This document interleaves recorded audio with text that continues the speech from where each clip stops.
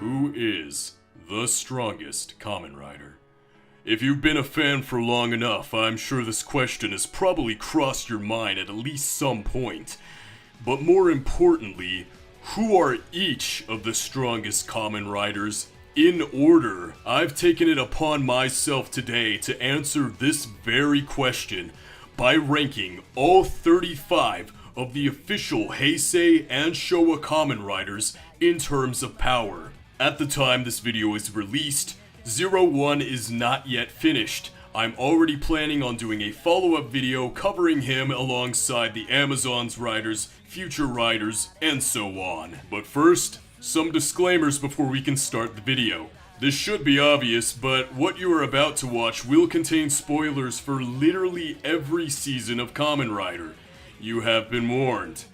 This list is based on how well each of the main characters would fare in a fight when pitted against every other character on this list. The placement has absolutely nothing to do with how much I like their show or their personality. Otherwise, this list would likely look a lot different. Each combatant will be measured at whatever is considered their peak physical strength, and will have access to every single form, weapon, or ability they have ever used within canon.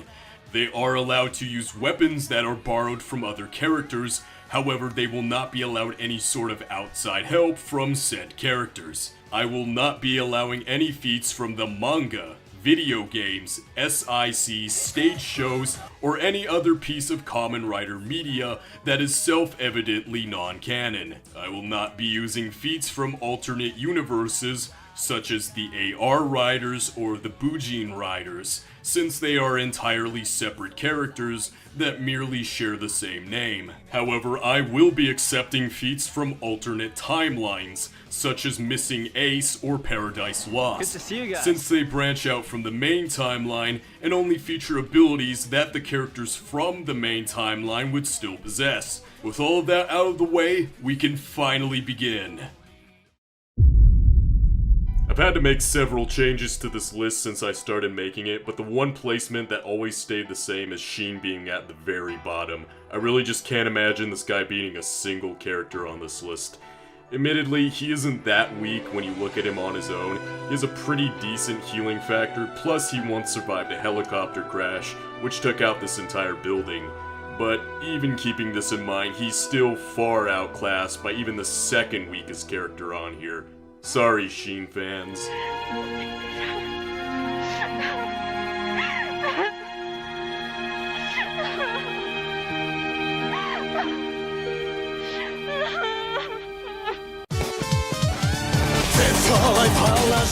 Vice has a pretty lackluster moveset overall. If I had to pick what I thought his most useful ability was though, I'd without a doubt say Axle Form. It lets him move at 50 times the speed of sound, which is way faster than the majority of the characters on this list are capable of. However, considering how this form can only be used for 10 seconds at a time, coupled with his less than desirable striking power, means it's pretty unlikely that this would actually be enough to score the victory.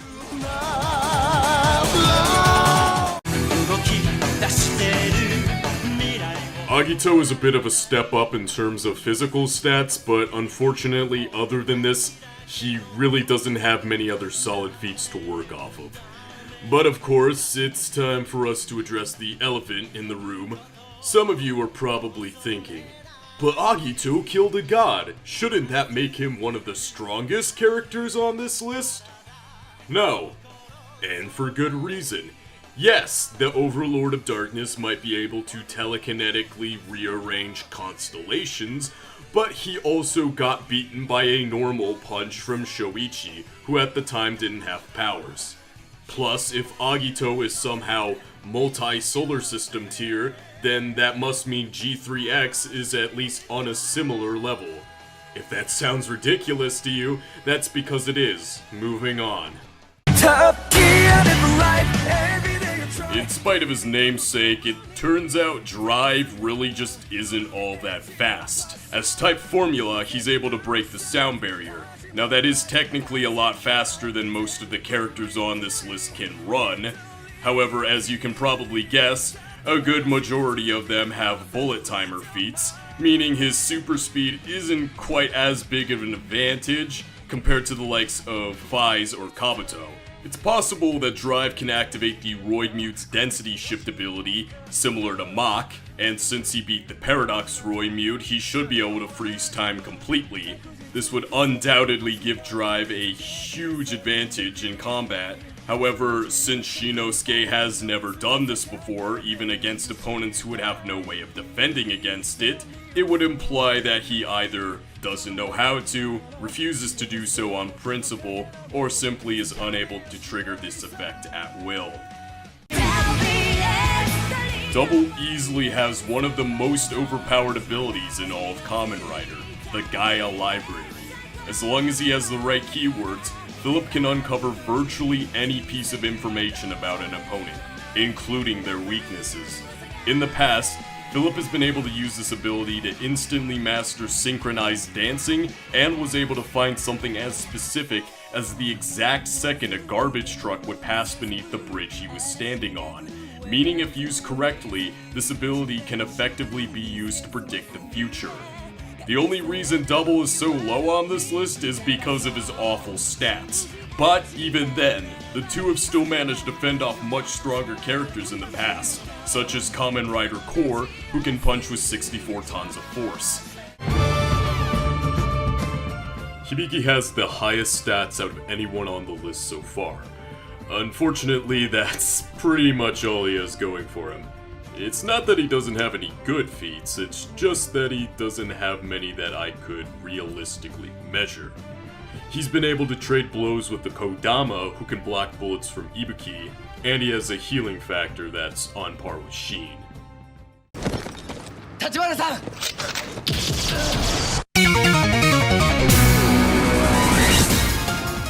While Blade might not have the greatest damage output, he more than compensates with his stellar defensive capabilities. In King form, he's able to resist 200 tons of force, and as a Joker, he should be comparable to Hajime, who withstood a direct hit from Blade's own Royal Straight Flush. Speaking of which, Joker form. As an undead, Kenzaki is technically unkillable. However, he still can be hurt, up to the point where he can no longer fight back. Keep in mind, this is a list based on who would win in a fight, not necessarily who can kill their opponent. Plus, a lot of the top tiers on this list have other means of beating Kenzaki that wouldn't necessarily require killing him. But what about the monolith, you might be thinking? Well, within canon, Kenzaki has two ways of destroying all life on Earth. Either he himself has to die, or be sealed away, obviously counting as a loss on his end, or he has to kill Hajime, who is just as powerful as he is. Either way, it's pretty unlikely that someone heroic such as Kenzaki would ever choose to sacrifice all life on Earth for the sake of beating a single opponent.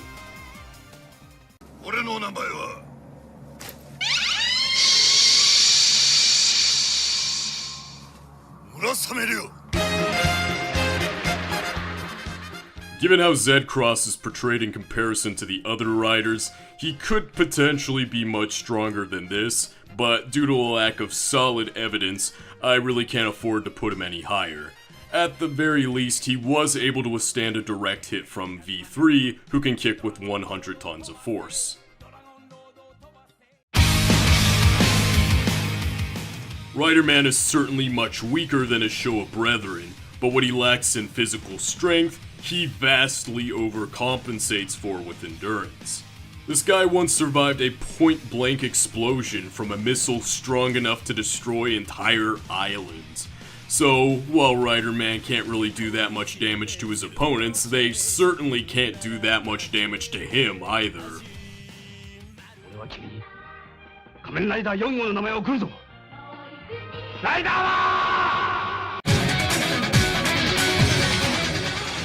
One thing that most of the characters lower on this list have in common is an inability to deal with Drag Ritter, much less Drag Ranzer.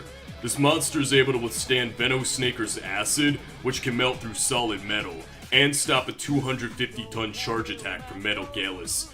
But don't count Ryuki out either. He's fast enough to deflect bullets, can survive Zolda's final vent, Plus, using Strange Vent, he has access to some of the best combat hacks we've seen so far, such as Steel Vent, Freeze Vent, and Trick Vent, to name a few.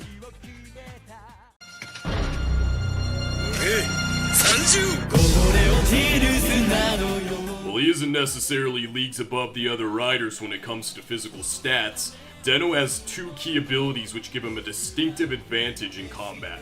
First off, every Imagine is able to transform on their own and fight alongside one another. Each one of them is irrefutably Kamen Rider Den-O, so this shouldn't be considered outside help.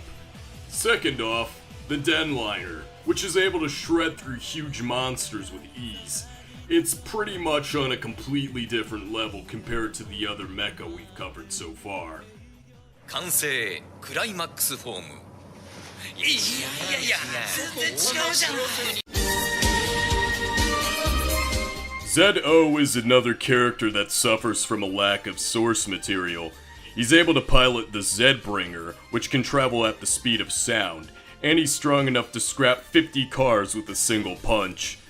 Unfortunately, there's no exact amount of force required to destroy a car. However, we can assume this is based on weight and conclude that he's able to punch with 100 tons of force.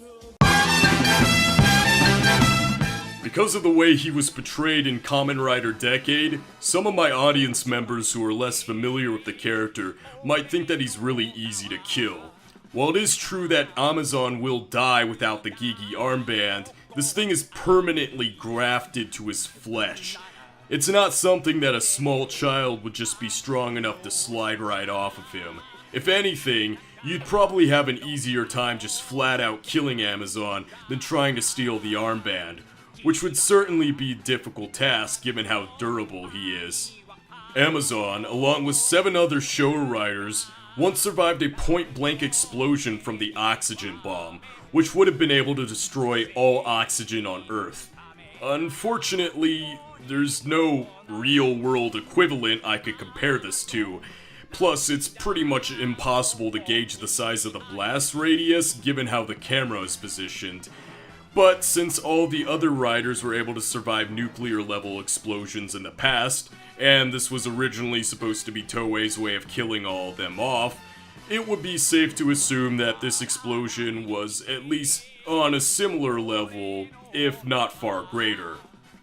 But it doesn't end there either, because Amazon survived this bomb with only a single armband. With both the Gigi and the Gaga armbands combined, Amazon is able to endure attacks that would normally KO him without even flinching. If I had a more solid means of measuring exactly how much stronger this makes him, I'm sure he could be much higher on this list. 俺はこの子たちのためにも負けられない Skyrider is definitely within the same league as the other Showa riders. However, he just doesn't really have as many good feats as the rest of them. In fact, I'd say most of Hiroshi's best feats are the result of him being scaled to the other riders, such as the time he held his own against all 7 of them at once for a training exercise. Kamen Rider Super 1 Super 1 starts off strong by possessing the highest base punching stat out of any character in Kamen Rider history. I know that one official source claims that his kicking force is infinity, but that just means there's no upper limit to how heavy his anti-gravity device can make him. Obviously, there must be some limit to how heavy Kazuya can become, otherwise he would just collapse beneath his own weight and condense into a black hole. Super 1 also has some of the best reaction feats we've seen so far, being able to dodge sound waves, bullets, plasma, electricity, and even lasers in the past. The only thing keeping him from completely dominating the other riders is his lack of nuclear-level durability feats, as well as a lack of any decent durability feats in general. When it comes to feats of raw strength, few can match Kamen Rider X. His armor is built to protect him 10,000 meters beneath sea level, almost the same depth as the Mariana Trench, meaning he's able to survive a constant pressure of 15,000 psi. He's taken hits from Rock Great Leader, who can rip mountains in half, as well as the Chimera's 10,000 degree flames. In one episode, X is able to pry open the lid of a car crusher with a single hand. Even if we assume that this device was only capable of delivering the minimum amount of force to crush a small-sized car, he still must have been lifting at least 127.8 tons.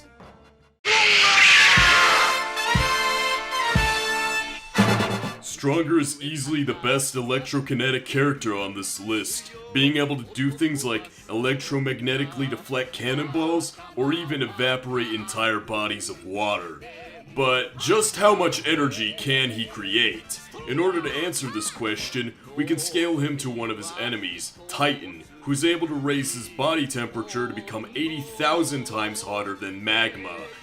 We have to make some assumptions regarding Titan's weight and chemical makeup, but since he's confirmed to be twice as powerful as Stronger, that would mean Stronger can generate up to 15.6 trillion joules of energy.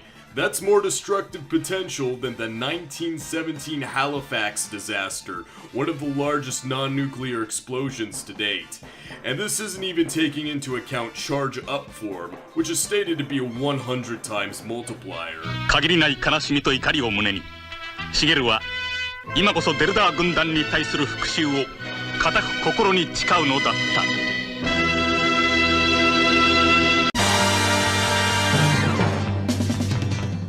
I'm going to be covering both Nigo and Ichigo at the same time since they pretty much have the exact same abilities as one another. I don't think anyone would really disagree that Ichigo is the stronger of the two, especially since he now has his power-up form from the 2016 movie. If Nigo did have one advantage over Ichigo, however, he could possibly be faster than him, since he was able to tag Musasa Beetle in mid-air, which is a monster that can fly fast enough to break the sound barrier. Although generally speaking, Nigo and Ichigo are depicted as being the same speed, or at least close enough for it to not really matter. I already covered Ichigo's nuclear bomb feat in my Ultraman vs. Kamen Rider video, but one aspect I didn't explore in depth was Ichigo and Nigo's long jump that precedes it.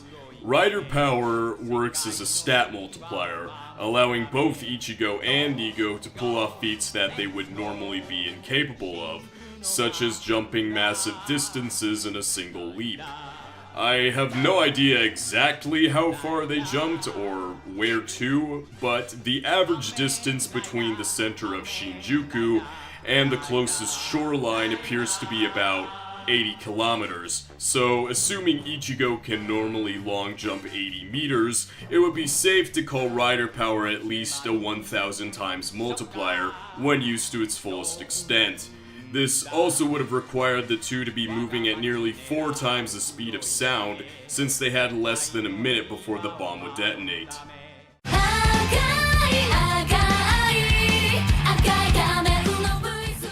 V3 is described as having the skill of Ichigo and the power of Neo, so I'm sure this placement isn't very surprising to most of you.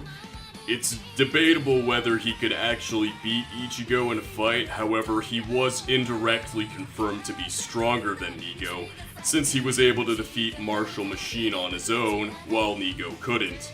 Shido might not have the absurd stat boosts that come from rider power, however he does have access to his 26 secret techniques, some of which have only ever appeared in non-canon material, although they still can be considered canon to the show, if that makes sense.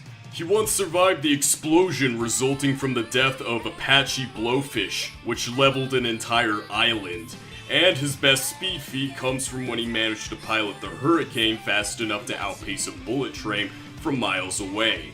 Given the speed of a bullet train in 1973 and the amount of time it spent traveling, V3 would be piloting the Hurricane at close to 4,000 kilometers per hour, or over 3 times the speed of sound. And since we know how fast the Hurricane jump is, we now know that he's fast enough to trade blows with Lens Ant, who can travel underground at approximately 91% the speed of sound. V3 also has 4 deadly weaknesses, although only one of them is ever confirmed within the show, so the rest are left up to fan speculation. Luckily for him though, most of these are rather difficult to exploit, even if his opponent did manage to figure out what they are. 何やってんの？玄ちゃんも早く脱いで。 Initially, I thought Forze might be bottom tier, since his strongest attack is only listed as 25 tons of force. However, Toei is no stranger to inconsistent scaling, and there are plenty of feats within the show that would suggest Forze is far more powerful than this. Early on in the series, he's able to trade blows with monsters that can survive getting shot into space by the machine Masigler.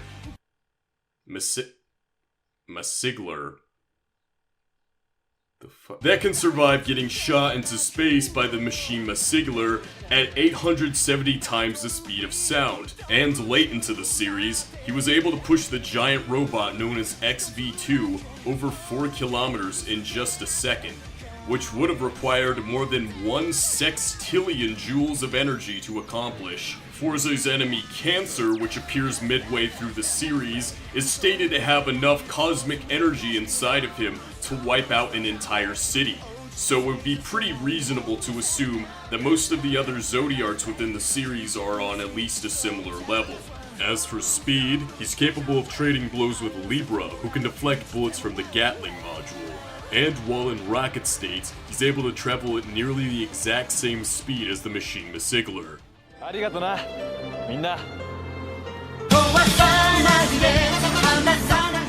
Jay probably seems a bit weak to some of you, since nearly every time he appears in a crossover movie, it's either to give the main character a giant opponent to fight, or to fight against another giant character himself, and lose. So while he technically has quite a few losses under his belt, he's still losing to some of the strongest characters in Kamen Rider history. He might be a jobber, but he's still only losing to the same guys that can beat everyone else on this list. Even with how cartoonishly overpowered the Showa Riders are, they've still struggled in the past against giant opponents, even when fighting in large groups.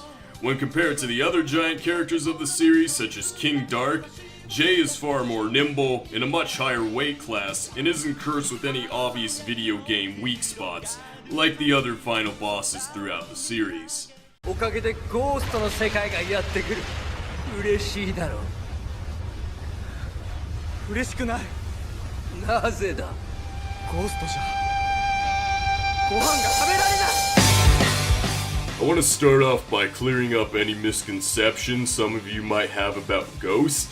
Takeru is not unkillable. That's right, even as a ghost, he can still be hurt or even killed by opponents with or without Gamma physiology. While it is true Takeru can potentially be revived under any circumstances, thanks to the connection to the hearts of his friends, aka a whole lot of plot armor, he has never been revived instantaneously, effectively rendering this ability useless in mid-combat. Takeru can become both intangible and invisible, although he is unable to harm his opponents while in his intangible state, plus everybody above him has some means of negating his invisibility. That being said, Ghost's raw power alone is enough to earn him a high-tier spot.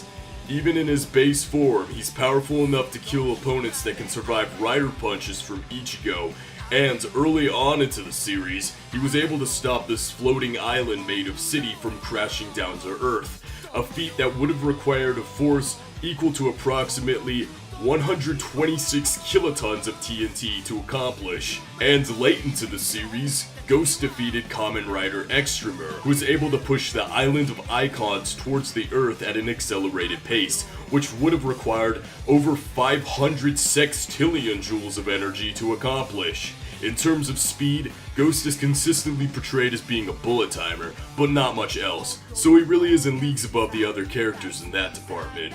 But given his ability to fight alongside all 15 other Damashi at once, he should be able to easily overwhelm nearly any opponent he might face. 俺に力を。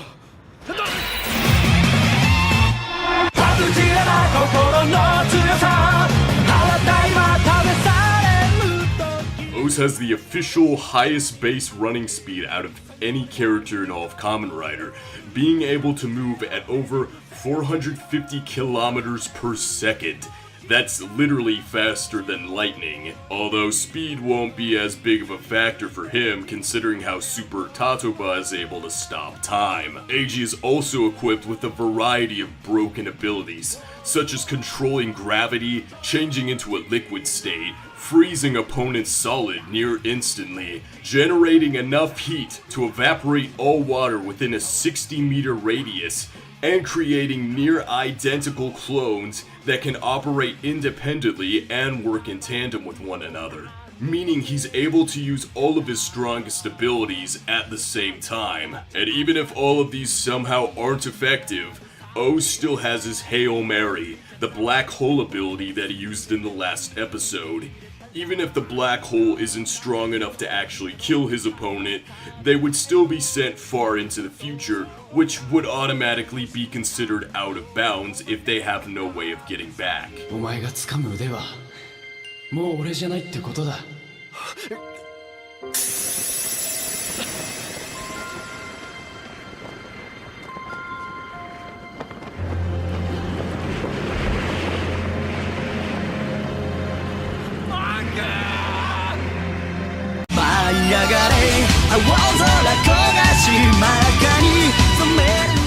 Kiba won't be alone in this fight, since he's joined by his loyal servants, the Arms Monsters, who are able to assist him in both their weapon and monster forms.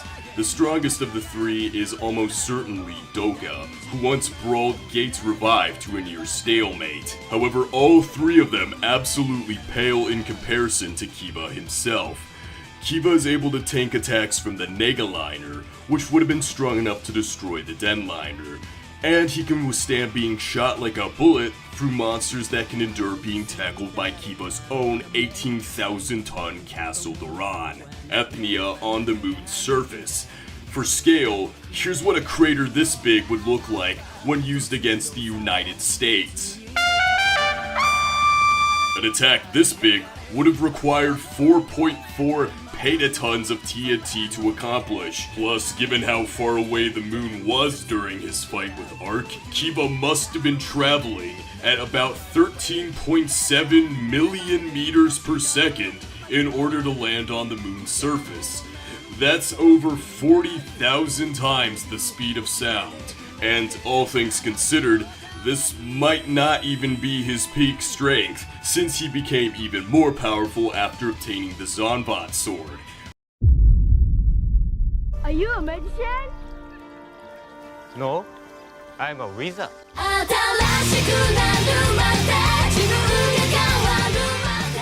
I don't think anyone would disagree that Wizard is a massive powerhouse. He's been able to support the weight of the 3,800-ton Kyoryujin. He can incinerate a concrete pipe within seconds, meaning he can generate flames exceeding 1,800 degrees Celsius. He's strong enough to part the sea like Moses and then freeze it solid. But his best measurable feat so far comes from when he managed to kick his enemy, Phoenix, into the sun. A feat that would have required a force equal to 1.5 billion tons of TNT to accomplish. And All Dragon is far from his strongest form. As Infinity, Wizard can temporarily gain short bursts of super speed. There's no clear visual indicator to suggest how fast he might be moving, but since he was able to shoot Phoenix into space at 45 times the speed of light, the laws of physics would require him to be moving at the same speed. Obviously, the Kamen Rider universe doesn't necessarily have to obey the same laws of physics as our world, but light speed movement isn't too far of a stretch, since we've already seen Beast Hyper dodge lasers in the past. Regardless, Infinity Style can almost certainly blitz any other opponent, and if we had more solid feats to work off of, I'm sure he can be even higher than this.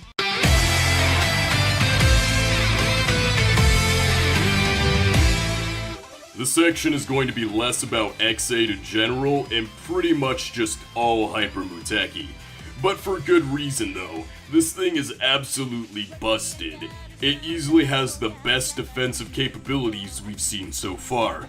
In addition to being able to tank attacks from characters as strong as Parado while barely even flinching, and having the second highest base punching stat in all of Kamen Rider, Emu has access to a short-range teleport ability that functions akin to an auto-dodging mechanic in a video game. Even if Emu is unaware of an incoming attack, Hyper Muteki will automatically teleport him out of harm's way, which is applicable to attacks that travel at over twice the speed of sound. Unfortunate considering that's pretty much the exact tier of speed that most other Kamen Riders fall under. Once again, if it was more clear what the upper limit to X8's durability was, I'm sure he could be even higher on this list. He did survive Genmu's planet-slinging attack in the novel, although I personally don't consider any of the novels to be canon. Plus, if I did, I would also have to give him Mighty Novel X, which would just automatically bump him up to the #1 spot.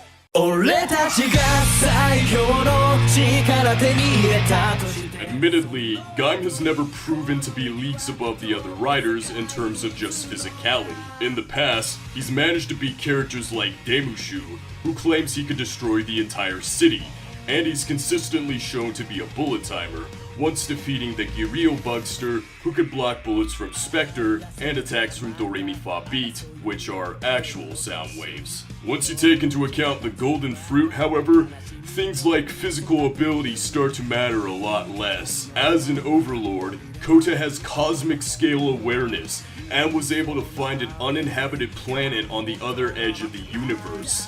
Kota was able to suck every Inves off of the planet within seconds, so there's pretty much nothing stopping him from bringing them all back if he needed to, or from sucking his opponent onto an uninhabitable planet themselves, or maybe into a black hole. Kota can also be scaled to the other users of the Golden Fruit, such as Roshuo, who has telekinetic powers strong enough to split the walls of a canyon in half, destroy weapons on the molecular level, and even stop an incoming barrage of missiles without detonating them.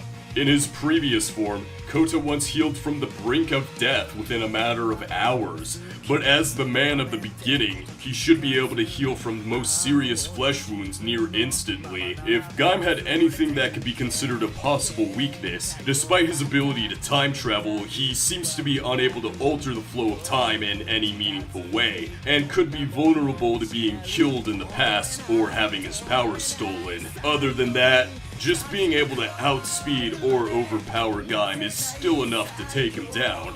It's not like he's invincible or anything, although doing so would still be a challenge considering how you need to fight all of the forces of Helheim just to get to him. 彼が stronger なら俺は strongest というところか。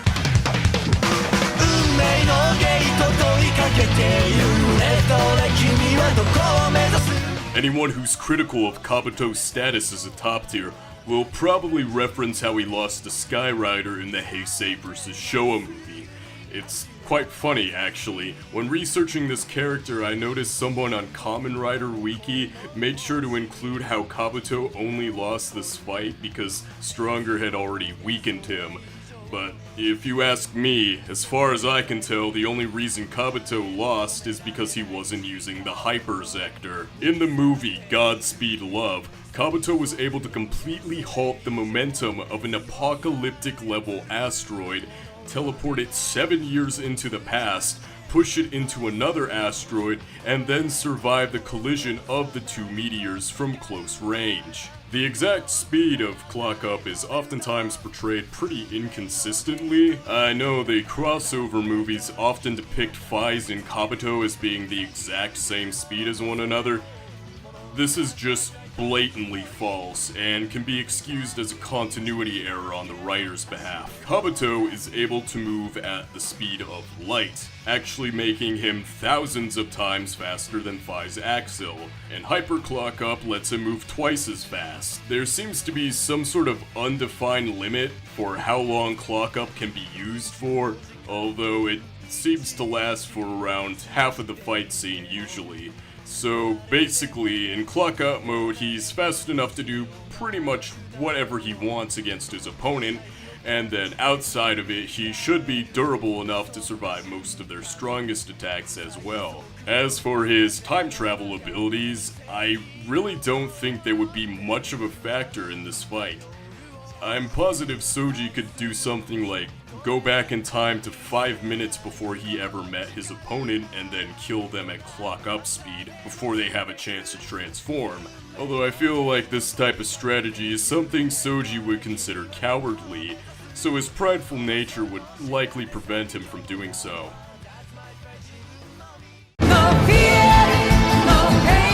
Kuga is probably the most well-known planet buster amongst the Kamen Rider community. He does have some other useful abilities, but nothing that can really match the combat potential warranted by having planetary level attack potency. A lot of members of the English-speaking community seem to be unaware of where this feat comes from.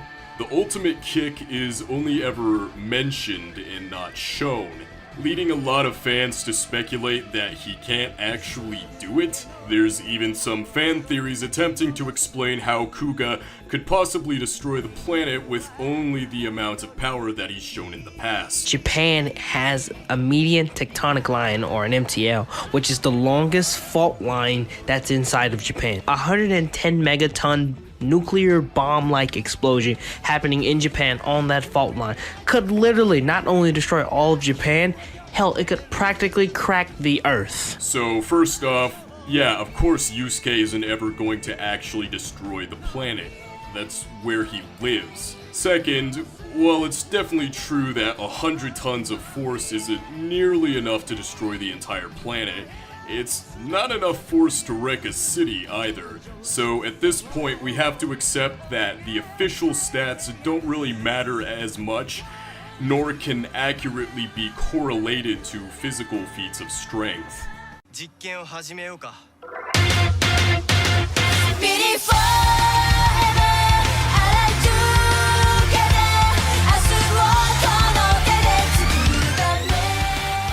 Evolto is without a doubt one of the most powerful characters in Kamen Rider history.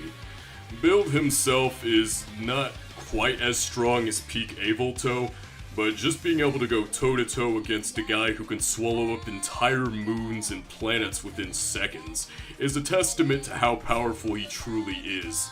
Similar to Wizard's Infinity, Build Genius is able to travel short distances at incredible speeds. At the end of the series, we see Kamen Rider Cross carry Evolto into space, across a distance almost equal to the Earth's diameter.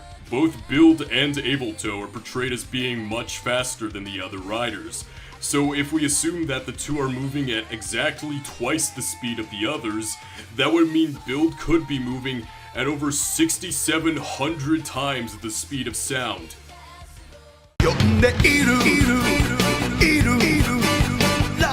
Admittedly, before I started researching this video, I really wasn't aware of how powerful Black truly is. At the end of the first season, Black impales the Creation King with the Satan Saber, after he threatens to burrow down to the Earth's core and destroy the entire planet from within, meaning Black himself must at least be a planet buster.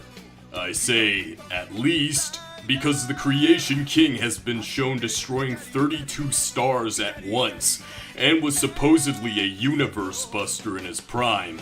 So calling Black a planet buster, as absurd as it might sound, is still technically a lowball. Black RX is confirmed to be twice as powerful, so he should naturally belong one spot higher on the list. He's fast enough to dodge lasers, meaning he should be able to fight against opponents who can travel at the speed of light. Not that it really matters much anyway, since all it would really take for him to win is one good hit from either the Satan Saber or the Ray Volcane. Kotaro himself seems to possess some sort of immunity to time freezing abilities, as well as time warping in general. However, I won't let him travel back in time freely to fight alongside multiple versions of himself, since it's never really explained how he manages to do it to begin with, leading me to believe it's not actually within his control, although this really wouldn't help him much anyways against our remaining 2 combatants.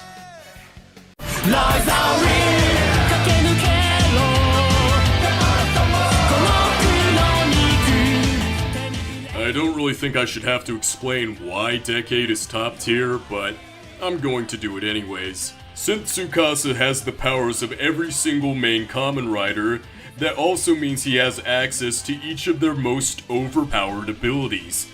Hyper Clock Up, he's got that. Kuga's ultimate kick, he's got that. And those are just the cards that he's confirmed to have already. Since he now has cards for the Neo Heisei Riders as well, it's possible he could have access to forms like Hyper Muteki or Super Tatuba. Hell, even one of the toy lines features Decade transforming into Evil Black Hole, although I doubt this could be considered canon. Not that he really needs it anyways, considering Decade is a multiverse buster, which includes our own universe as well. He's able to create spatial rifts at will, allowing him to travel across dimensions between any point in space or time. And unless his opponent has some means of teleportation or time travel, they pretty much have no possible defense against being trapped inside one of these things.